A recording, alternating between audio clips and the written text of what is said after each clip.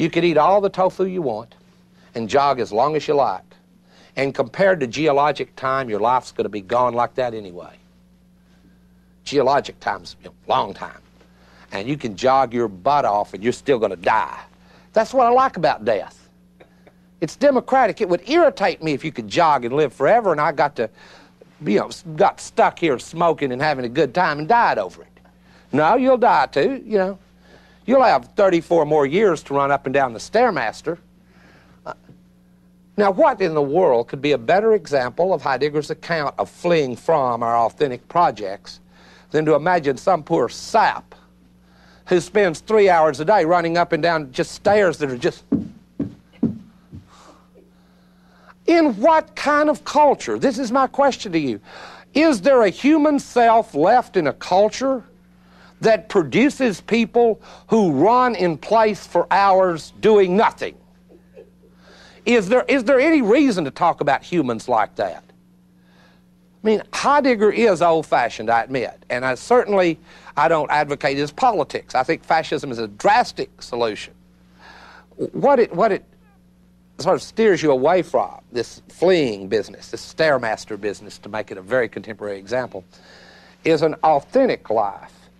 I mean, this is, for Heidegger, what you want to achieve. You don't want you want to achieve a life with authenticity. And this is the key word for him. An authentic life is one in which you don't flee from your destiny, but one in which you shape it as far as you can.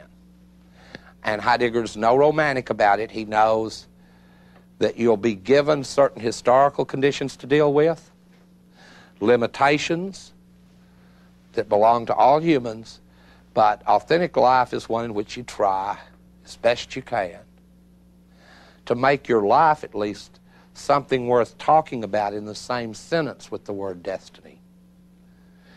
And I think my example of the Stairmaster, if you go, compare that to Odysseus, I mean, that's a pretty far gap for civilization to move, isn't it?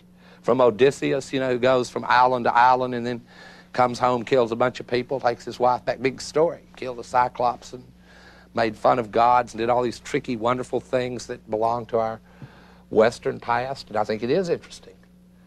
But I bet Odysseus wouldn't have had time to do that if he'd stayed in shape about 4 hours a day on that Stairmaster. Just wouldn't have worked out for him. I mean, the very thought shows you that the theory of evolution may not work in the case of Dasein.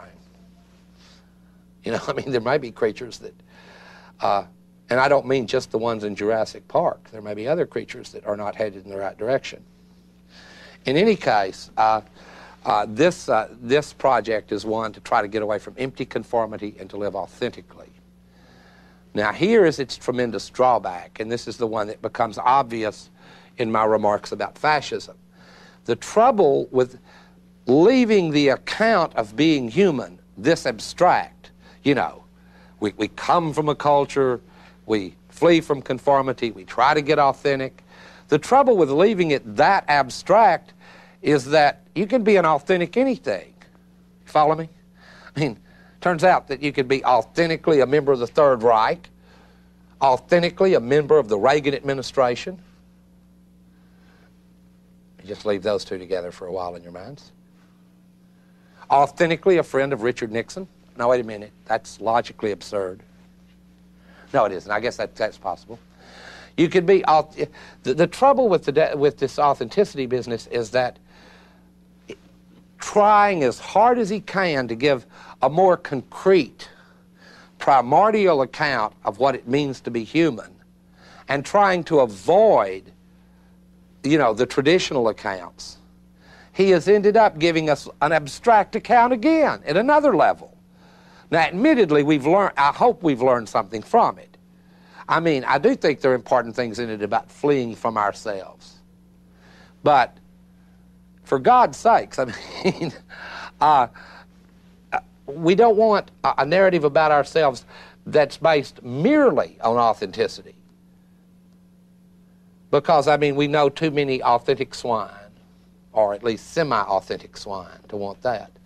So that's I think, a powerful criticism.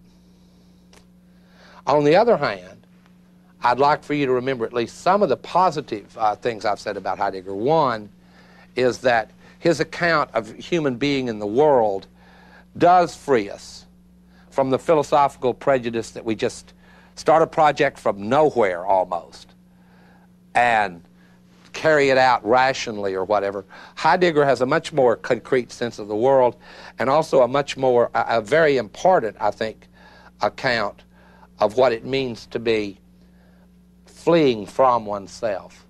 And I think that's the important part. So if you get a chance to read Being in Time, which I don't entirely recommend because it's very long and life is very short, and it might be your kind of stairmaster. You know, I mean, I don't know. There's a difference sometimes between what bores some people and what bores others. I admit that. But in any case, Heidegger does not succeed in bringing the self out from under siege or out of its problems, but he does point out at least one thing about it. So if we're going to be interested in the self at all, we should be interested in trying to have some degree of authenticity. We should be interested in that. In having a project more interesting than getting skinny and rich and dying as the best-looking 125-year-old person on the block.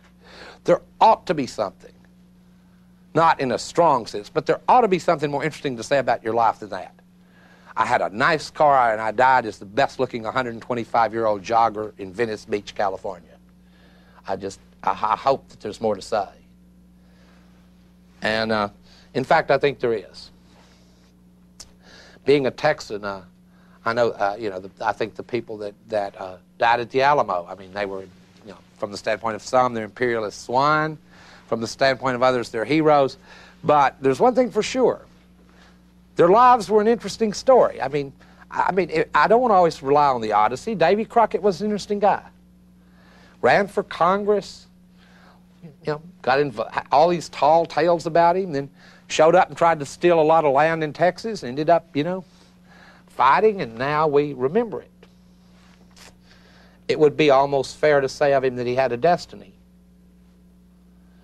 And as corny as that may sound, it's not something we're going to say about David Letterman or Richard Simmons. Follow me? There's been a shift. There's been a shift. The self is under siege. And I've talked about Heidegger and his rejection of a certain form of the older accounts, and I'll talk about a famous account of being human in the next lecture on Sartre. But for now, that's all, except be sure, you know, and fear death. I mean, that's important to being human. Fear death and realize that even if you don't smoke and even if you jog, you're still going to die. And that should come as a great relief to all of you. Thank you very much.